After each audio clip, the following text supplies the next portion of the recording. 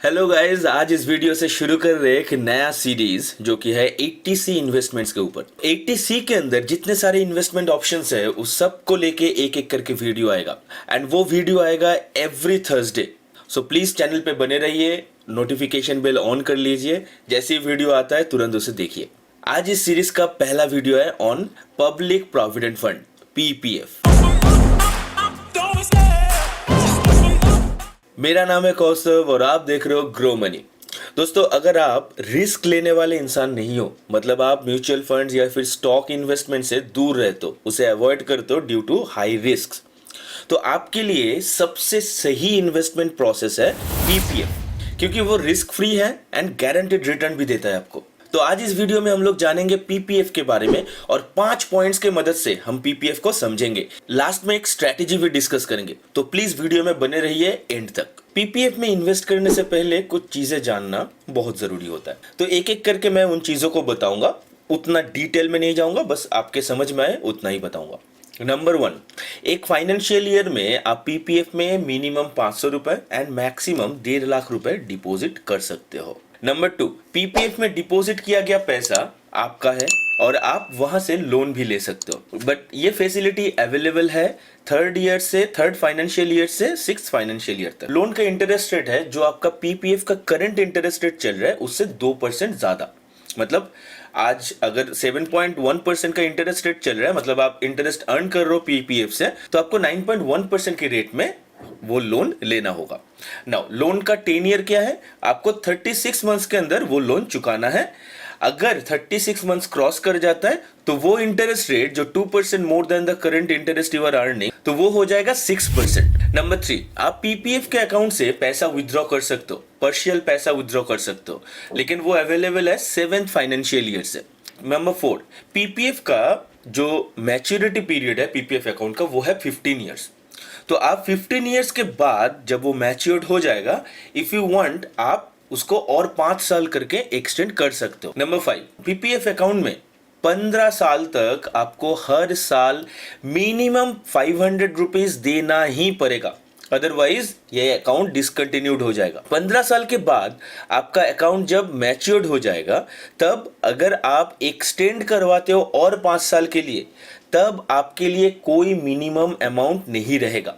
Without any further deposit आप उस पैसे को PPF अकाउंट में रख सकते हो for the another 5 years and उस टाइम के जो करंट इंटरेस्ट रेट होगा उसी हिसाब से आपको इंटरेस्ट रेट मिलेगा। Number 6, the amount in the PPF account is not subject to attachment under any order or decree of any court of law।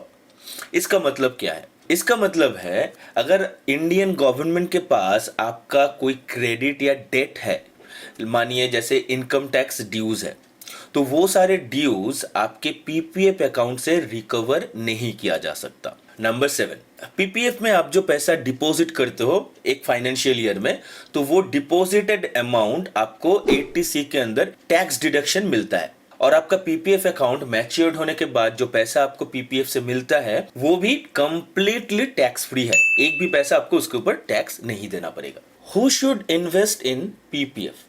PPF में किसे इन्वेस्ट करना चाहिए? PPF अकाउंट कोई भी खोल सकता है अबव 18 ईयर्स, इसका कोई अपर एज लिमिट नहीं है, बस आप इंडियन सिटीजन हो एंड आप इंडिया में रहते हो, यही एक ओनली क्राइटेरिया है। बट सवाल यह आता है कि किसे PPF में इन्वेस्ट करना चाहिए। देखिए, PPF में सबको इन्वेस्ट करना चाहिए। फर्स्ट ऑफ ऑल ये risk free and guaranteed return देता है, तो सबको इन्वेस्ट करना चाहिए। नाउ अगर आप म्यूचुअल फंड, स्टॉक ये सब में इन्वेस्ट करते हो, तो आप PPF में थोड़ा कम इन्वेस्ट करो। आपके 80C के इन्वेस्टमेंट को कंसीडर करो, जो 1.5 लाख का लिमिट है उसको कंसीडर करते हुए आप जितना अमाउंट हो रहा है आपके लिए वो इन्वेस्ट करो PPF में। बट इन्वेस्ट थोड़ा बहुत PPF में करना बहुत जरूरी है, क्योंकि this is the safest option, safest investment option. Now जो लोग mutual fund, stocks, share market में कंप्लीटली इन्वेस्ट करना पसंद नहीं करते due to its high risk, वो लोग PPF में पूरा 1.5 लाख इन्वेस्ट करे एक साल में, मतलब जितना आपके लिए पॉसिबल हो, but 1.5 lakh is the highest amount you can invest in a financial year. तो आप अगर 1.5 लाख अफोर्ड कर सकते हो तो जरूर कीजिए, अदरवाइज आपके लिए जितना मैक्सिमम इन्वेस्टमेंट अमाउंट हो रहा है वो आप इन्वेस्ट कीजिए। इन्वेस्टमेंट अमाउंट आपके लिए कितना होगा हर मंथ, हर ईयर, वो कैसे डिसाइड करेंगे, आई बटन में दिया हुआ वीडियो से आप देखिए, उसमें बजटिंग को मैं अच्छी तरह से समझाया हूं, वो वीडियो जरूर देखिए, आपको समझ में आ जाएगा आपका इन्वेस्टमेंट अमाउंट कितना होना चाहिए। आपको पीपीएफ में 1.5 लाख का पूरा फायदा उठाना है, क्योंकि ये लॉन्ग टर्म इन्वेस्टमेंट प्रोसेस है। ये जितना टाइम के लिए आप पैसा रखोगे उतना टाइम के लिए कंपाउंडिंग होते होते पैसा बढ़ेगा। आपको अगर मैक्सिमम बेनिफिट लेना है तो ट्राई कीजिए 1.5 लाख इन्वेस्ट करने के लिए पीपीएफ में एक फाइनेंशियल ईयर में। पीपीएफ में कब इन्वेस्ट करना चाहिए, तो इसको समझने के लिए पहले समझ लेते हैं पीपीएफ का इंटरेस्ट कैलकुलेशन कैसे होता है।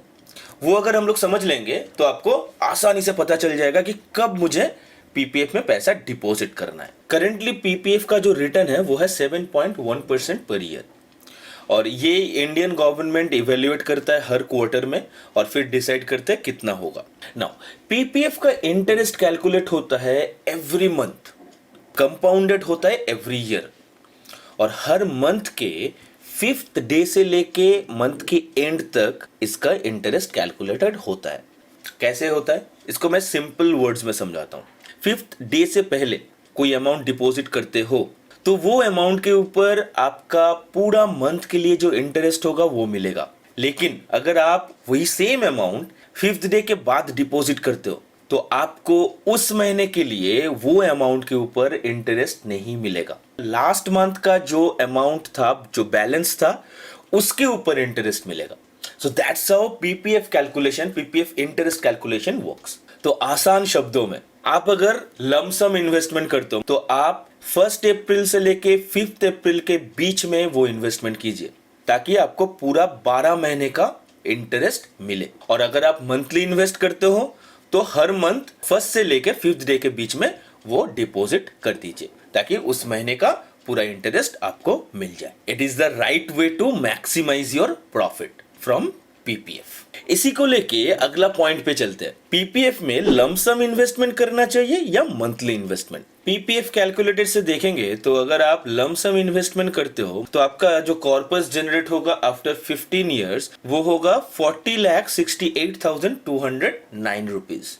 और अगर आप मंथली इन्वेस्टमेंट करते हो, मतलब हर महीने 12,500 रुपए करके इन्वेस्ट करते हो, डिपॉजिट करते हो पीपीएफ अकाउंट में, तो आफ्टर 15 इयर्स आपका जो कॉर्पस जनरेट होगा वो होगा 39,44,599 रुपीज।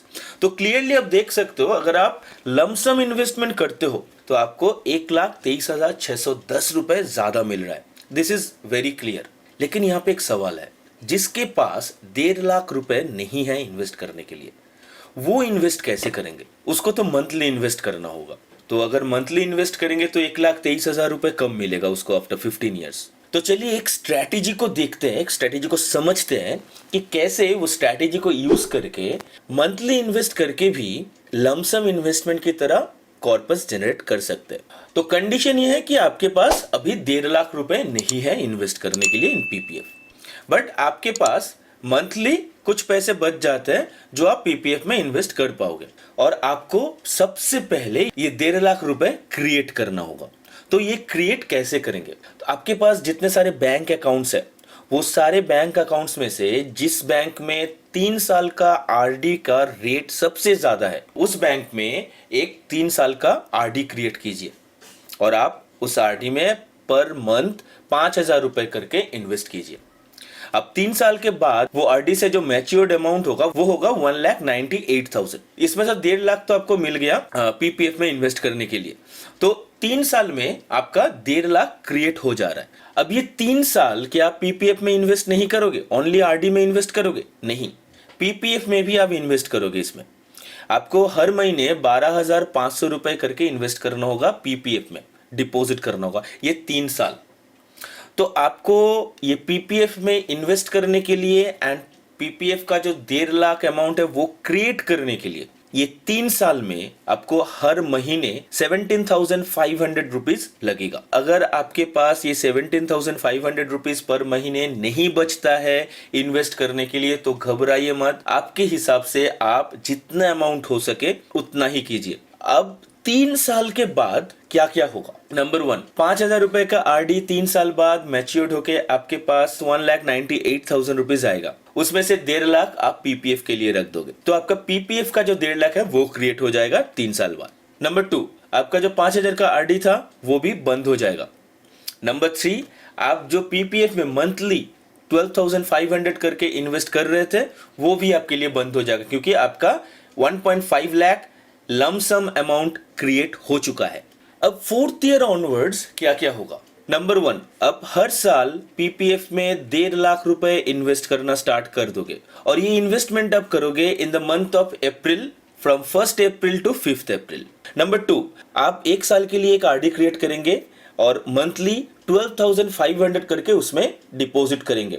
ये आप करेंगे अप्रैल में, ताकि नेक्स्ट ईयर मार्च में ये मैच्योर्ड हो जाए और आपको 1.5 लाख रुपए मिल जाए पीपीएफ में इन्वेस्ट करने के लिए। नंबर 3, ये आरडी आप हर साल कंटिन्यू करेंगे, नया आरडी क्रिएट करेंगे हर साल फॉर द नेक्स्ट 11 ईयर्स, क्योंकि 15th ईयर में जो आप पैसा डिपॉजिट कर दे रहे हो पीपीएफ में उसके बाद आपको नहीं चाहिए। मैं मान के चल रहा हूं कि आप एक्सटेंड नहीं करोगे तो आपको 15th ईयर के बाद नहीं चाहिए। सो दैट मीन्स आपको नेक्स्ट 11 ईयर्स के लिए ये आरडी करते रहना होगा। Now let's look into the real picture.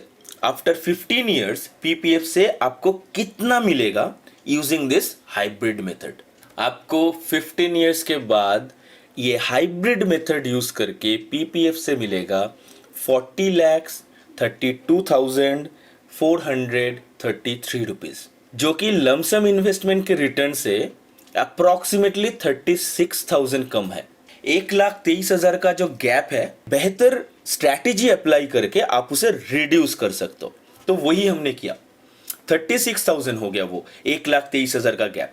Again ये सारे फिगर्स जो मैंने बताया, जो अमाउंट्स मैंने बताए, अगर आपके लिए सुटेबल नहीं है तो प्लीज आप अपने हिसाब से अमाउंट चूज कीजिए, लेकिन ये 1.5 लाख का अमाउंट क्रिएट कीजिए।